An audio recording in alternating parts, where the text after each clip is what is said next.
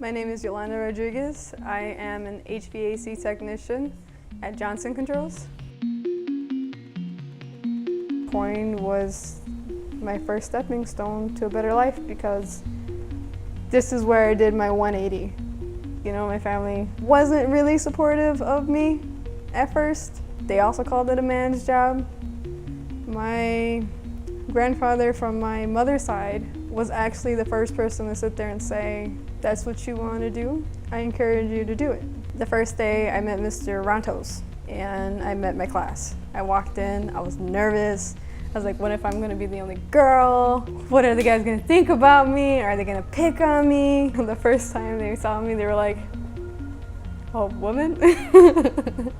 I laughed, I smiled, I sat down, and I kind of kept to myself, and they became family, you know, like my big brothers. I went in there at first feeling like nobody's gonna want to work with me, I'm a woman, I'm thinking all these negative thoughts, but then in the end, they looked up to me. They were asking me questions and my opinions.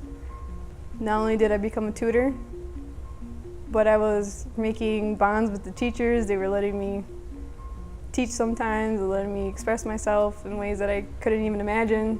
I want to tell women that it's possible. Like, you don't have to fear it. Just go with it. You don't have to settle in for any negativity whatsoever. You can overcome it. And I know it's hard. It's very hard.